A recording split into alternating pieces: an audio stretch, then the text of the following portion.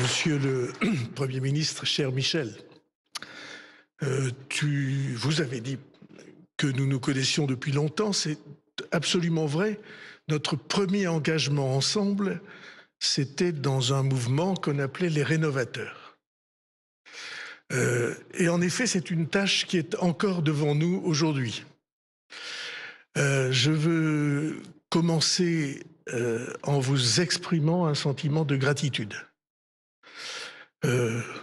Gratitude de citoyen pour le risque que vous avez pris de vous engager dans cette fonction, pour avoir affronté la difficulté des temps, et Dieu sait que cette difficulté des temps est importante, pour le désintéressement que vous avez manifesté, qui donne de l'engagement politique une image que vous et moi et beaucoup de millions de Français nous aimons. Et donc je voulais vous dire merci pour cet engagement et pour ce risque. Alors je ne serai pas très long pour ne pas m'exposer à des incidents que je redouterais, étant donné votre verve. Je veux dire des choses très simples. La première de ces choses, c'est que nul plus que moi ne connaît la difficulté de la situation. J'ai pris des risques inconsidérés dans ma vie politique pour poser dans les élections les plus importantes, dans les échéances électorales essentielles, la question de la dette et des déficits. J'ai même conduit des campagnes présidentielles sur ce thème et tout le monde, nous en disions un mot avec le sourire tout à l'heure, tout le monde disait mais il est complètement fou, on ne fait pas une campagne sur la dette.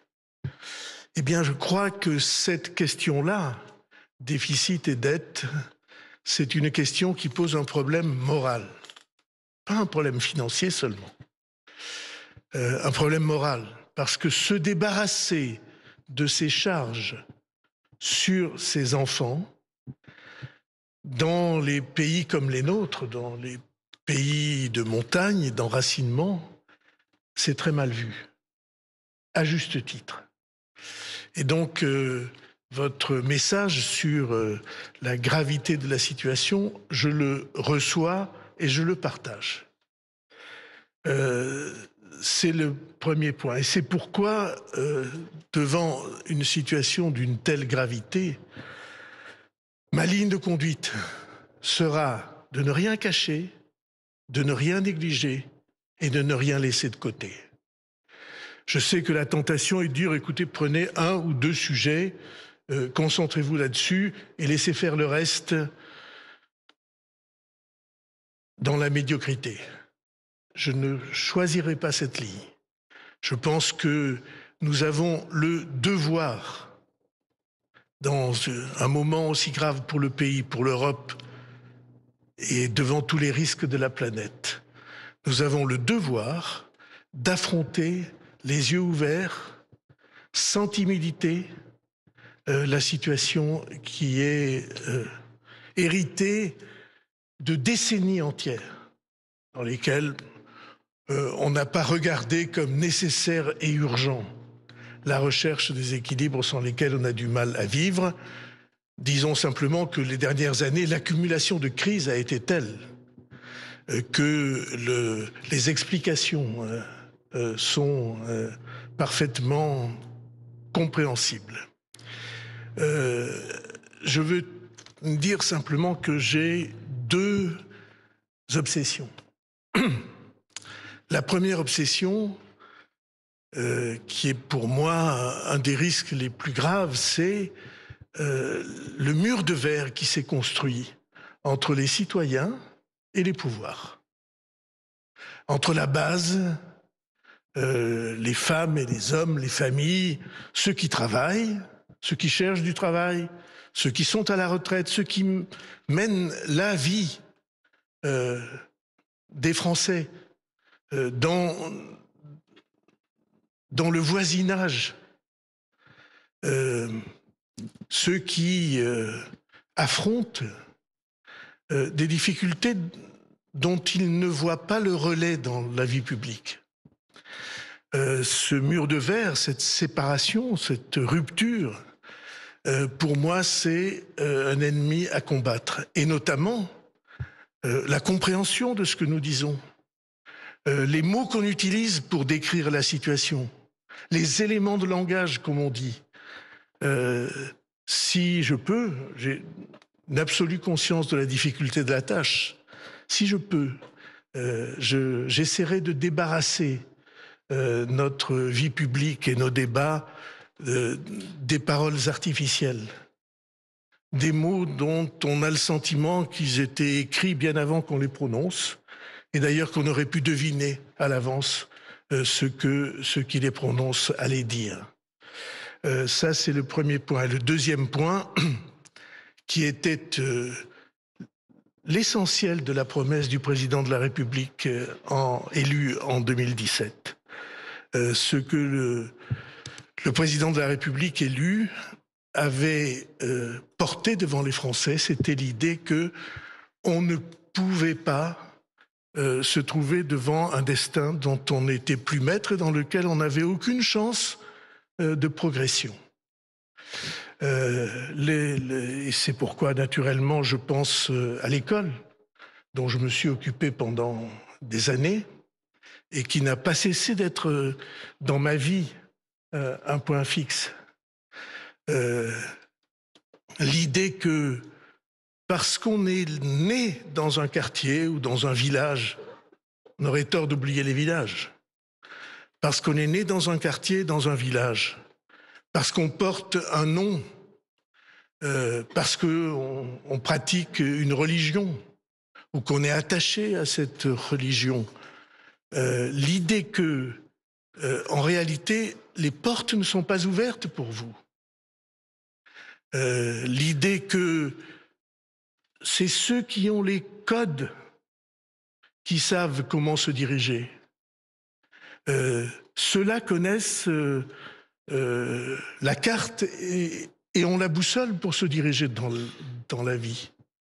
Et si vous ne les avez pas, cette carte et cette boussole, ces connaissances, ces réseaux, ces moyens, alors vous vous trouvez aujourd'hui, je le crains, dans une situation qui est moins ouverte qu'elle ne l'était il y a quelques décennies. Et pour moi, ceci est insupportable. Je viens de là. Je viens au pied des Pyrénées bleues. Je viens de milieux sociaux et de villages. Et j'ai fait toute ma vie sans les quitter. Je viens de milieux sociaux et de villages qui n'ont pas la chance d'être protégés, favorisés. Je trouve que notre devoir de citoyen, de père de famille, notre devoir de républicain, c'est que nous soyons obsédés pour rendre des chances à ceux qui n'en ont pas. C'est pour moi un devoir sacré et je n'ai pas l'intention de le négliger. C'était la promesse du président de la République et c'est à cette promesse que je compte être fidèle dans les fonctions si difficiles que vous me transmettez. Je sais que les chances de difficulté sont beaucoup plus importantes que les chances de succès. Je n'ignore rien de l'Himalaya qui se dresse devant nous, de difficultés de toute nature. La première est budgétaire, naturellement, puis politique, et puis de l'éclatement de la société où nous sommes. Je sais tout ça. Je pense qu'il faut essayer. Et je pense que si on essaie, peut-être pourra-t-on trouver un chemin inédit. Et ce chemin, en tout cas, je sais de quoi il est marqué. Il est marqué de la volonté de réconciliation. Il se trouve que, comme tout le monde l'a noté, c'est aujourd'hui l'anniversaire de la naissance d'Henri IV, Comme vous savez, c'est un ami pour moi. C'est un des seuls amis que j'ai eu toute ma vie et un des seuls qui m'ait vraiment donné un coup de main. Je lui ai consacré beaucoup de livres et c'est une figure très importante.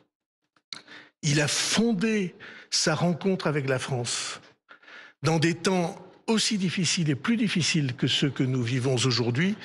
Il a fondé cette rencontre sur la nécessité de sortir des guerres stupides ou des guerres secondaires pour se retrouver sur l'essentiel qui est l'avenir du pays. Si je peux, à mon tour, j'essaierai de servir cette réconciliation nécessaire. Et je pense que c'est là le seul chemin possible vers le succès. Merci de votre présence et de votre amitié.